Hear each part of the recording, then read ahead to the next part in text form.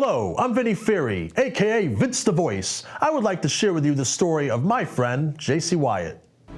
As you know, she is running for governor of Connecticut, and when she's elected, she will make history by becoming the first transgender woman to become governor in our country. As a citizen running for this office, she has also recognized the pain of taxation the state's residents have felt, and she's determined to make Connecticut a great state again. Her story begins in Connecticut in 1971. Jacey was born at Yale New Haven Hospital in New Haven to Lucille and Salvatore Pasquarella. She was raised in the town of Branford, but the Jacey you know grew up as a male by the name of John, which for the time being was a name because John was born having both chromosomes and being of both sexes, a hermaphrodite. He related to not only having either sex growing up. Growing up and going to school in Branford, it was the girls in the neighborhood that set her values and acceptance to the world. Her best friends were accepting, and they had many great adventures growing up in their neighborhood together. Sledding, roller skating, walking to the center of town, recreating Grease as a play, just because they could. Sleepovers and pancake breakfasts were a regular event.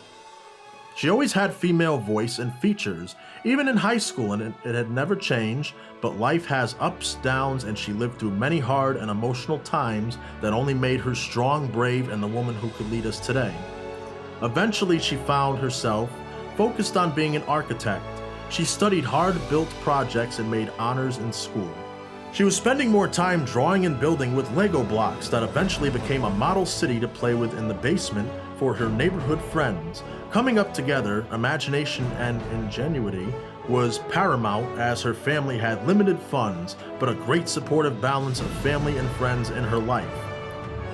Many called her Jay or Jacey, which really wasn't a boy's name, but a girl's name, as she was more a girl than a boy and was raised on great American brands like Barbie, Lego, and Easy Bake Oven.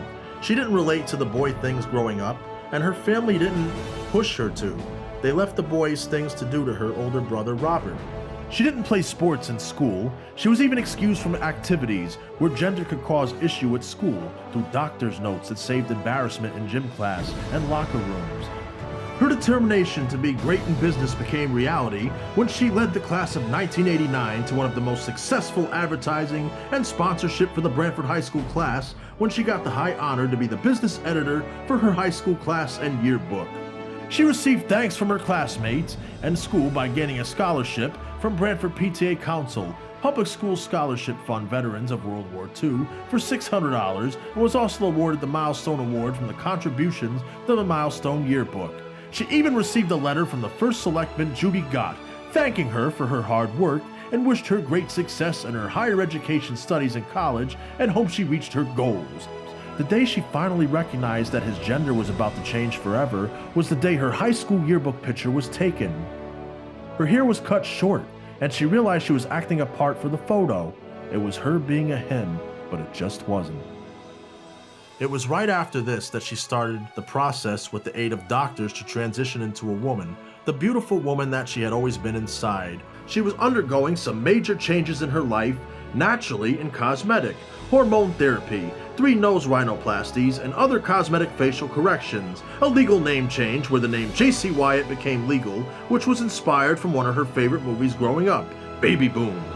And with the completion of all the surgeries and procedures, and with local support of her loving family and friends, she found herself looking across Long Island Sound, where she saw not just a new world to explore and be part of, but a place where she would become herself. In the bustling metropolis of New York City, a city that symbolized America's greatness. As she committed to finding the greatness within herself, she found herself looking homeward again, to Connecticut, and a bigger and greater picture for what her home could be.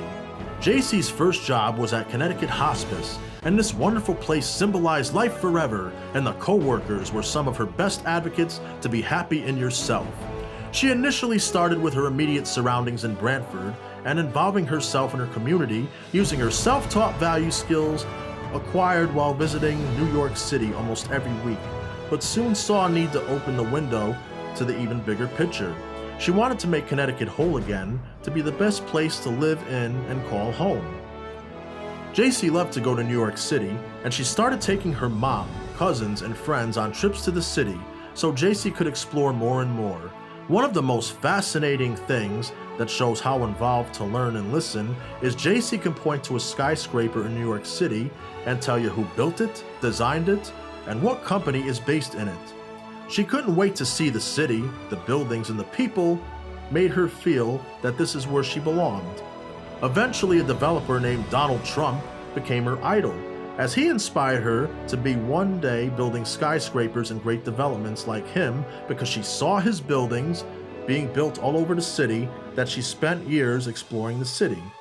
Yes, our president today inspired her and was part of the reason why she picked the New York Institute of Technology in Manhattan, where she would get a 5-year bachelor's degree in architecture, and she studied in the interior design and landscape architecture fields, graduating cum laude with her class in Long Island in May of 1995.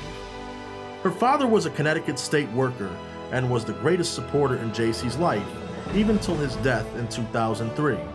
Her father was at every doctor appointment, surgery, and he became her biggest advocate in accepting his son that had become his daughter to the town that John had left, and Jacey had returned to. Her mother was a banker, high school office assistant, retired in the insurance business, who had also had inspirations to run as a Democrat for political office in Brantford, which eventually became the key family influence that made Jacey want to continue her mother's footsteps. Jacey learned about leadership early in her life, and her life experience proves that. Overcoming the differences and struggles with her gender were never known to people she went to college with, as she became captain of her public speaking class and was chosen lead designer in her architecture classes. With her strong natural skills to help others design floor plans and building models, her professors saw that she was going to be a successful student, and eventually she was in the top 2% of her school with a 4.0 GPA for almost every semester over the 5 years attending college. She learned the construction and building business working at a development office in New York City by being an architect's assistant. While working on her architecture dreams, there was one other big dream in her life that she wanted to pursue: to be a professional fashion model. From one chance meeting with a photographer on 7th Avenue, she learned and taught herself the world of modeling, finance, and business, and brand building her name and image. She was the brand. Jacey would start to brand herself over the next 20 years to become a nationally known model, hired all over the country by international fashion and swimwear companies. Even the fashion icons chose her to be the woman the companies wanted to represent them. She made a lucrative living in the modeling industry, traveling up to 200 plane trips each year all over the world, amassing over 200,000 photos of herself in just about every state, city, island, and exotic location. How many other women do you know that have 400 pairs of shoes and 1,800 bikinis in her wardrobe? She invested most of her modeling money into her first business in 1995 called Jacey Wyatt Signatures, her greeting card business, which grew from the online phase with the JaceyWyatt.com website to the Jacey Wyatt Corporation for many years to come, which branded into many products, company names, and successful projects. Giraffe Kids Coloring Cards is Jacey Wyatt's children's creative greeting card that a child can color with crayons. Her determination and unique ideas in business put her Jacey Wyatt company up against another competing greeting card companies. Her long hours, hard work, and determination was rewarded in 1997 when her company won Best New Kicks Product at the National Stationery Show at the Javits Convention Center in New York City. Jacey faced a decision: join her family in Connecticut and dream big, or make it in the greatest city in the world.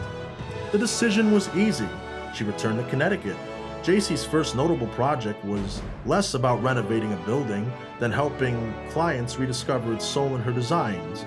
The once great John Tyler house circa 1710 in Brantford languished in a run-down neighborhood on East Main Street was her drive, backing restoration and imagination that would be necessary.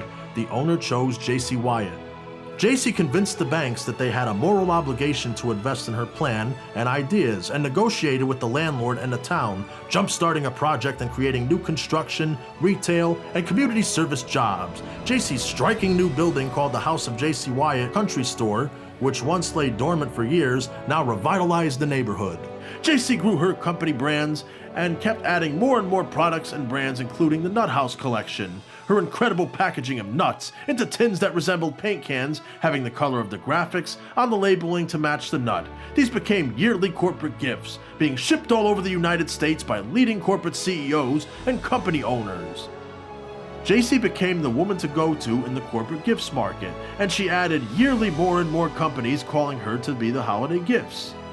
This success started her favorite business, putting her love of business and food together, and she added a new product, the famous 2-pound Mrs. Printable Caramel chocolate-covered apples, and her business grew to 6-digit revenues a year in sales, selling over 36,000 apples a year, growing the company and create jobs in Brantford.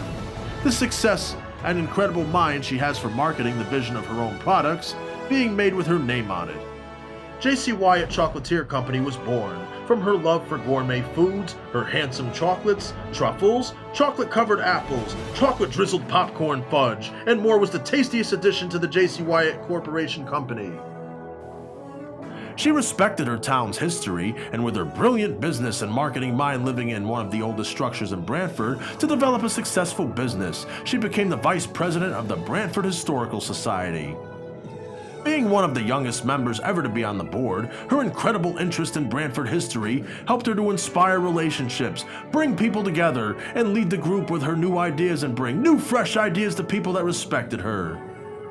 She was at town events, lectures, and worked with local town leadership to be involved in the town. She even got approval to get all the historical photos of the town scanned for digital protections from her determination and leadership to get the committee to agree and let her ensure the protection of these giant great images and history photos of the town and its people to be cherished for generations to come. She developed a development called Brantford Village and a tourism destination that is educational, historical, preservation focused around the 18th century, King's Highway, and she called it Brantford Village. She put in over 10 years in growing of planning, research, drawings, and marketing packets, and even held the campaign for Brantford Village lectures at the James Blackstone Library. Jacey's love of Brantford and the state of Connecticut became another business under the main Jacey Wyatt Corporation, with her decades of years of being in front of the camera and her incredible vision and insight of what you see in a camera. She created Brantford Pictures, and she became the photographer, taking thousands of pictures of buildings and places she traveled to, and the town of Brantford and its charming little town districts were created in yearly calendars and digitalized pictures into photo CDs that you could watch on your computer and online. She is a leader. She is a person that will bring the people of out of state together in people and personally from a career that is big business in the United States. Not to mention she was photographed and filmed so much she won Bikini International Awards multi-times. Jacey even started Connecticut Fashion Week and received a state proclamation from former Governor Judy Rell in 2009. Jacey, a visionary and smart woman, tied her state relationships and business marketing to turn our state from border to border, including many towns and cities in the state of Connecticut, to become part of the week-long event of fashion runway shows, promotions, photo shoot competitions, bus tours, and nightlife, and thousands of models came together to work with her, and so did the businesses, seeing her vision to turn around something so basic that wasn't being done in Connecticut. The business of modeling and tourism into a combination that made a new movement in the state. Modeling was easy to Jacey Wyatt. It came natural, and she brought together people that could learn the career to be a model and offered 100 contracts at her Wyatt Modeling Agency. And she worked personally with women and men and taught them the secrets to get top modeling jobs, acting in commercials, create comp cards, websites, get casting calls to top New York City and Connecticut jobs, and let her modeling and film clients get opportunities into a great career that was inspiring. Connecticut Fashion Week may have just been a one-week event, but Wyatt Agency was a year-long business that did the same thing, bringing talent and jobs together. She even saw radio, something she could put her name on, and of course she did, Wyatt Radio. She hosted radio shows and interviewed new unknown music artists and launched their careers with radio exposure. She even asked her models from her modeling agency to participate with her on radio shows, where they answered questions that were sent to her online. Before long, more Jacey Wyatt buildings helped change the neighborhoods by renovating more historical buildings and storefronts in Brantford and East Haven, Connecticut. Jacey Wyatt Coffee in the Old Mill Country Store with Penny Candy and Eat In and Out Shop where you can buy food to her clothing line products. Not to mention the talk of the town, palm trees, and tropical gardens at the house she grew up at. She likes new, fresh, and unique ideas and will push the test of time to get what she wants. She is serious and always makes happen what she said she will do. Building in Connecticut was not easy, and Jacey was never more frustrated than watching the town waste 10 years and $20 million to eminent domain, the local town dump, trying to rebuild many industrial and town facility buildings that didn't belong on the property. Jacey was astounded. It took her only 5 months to build Jacey Wyatt's first store.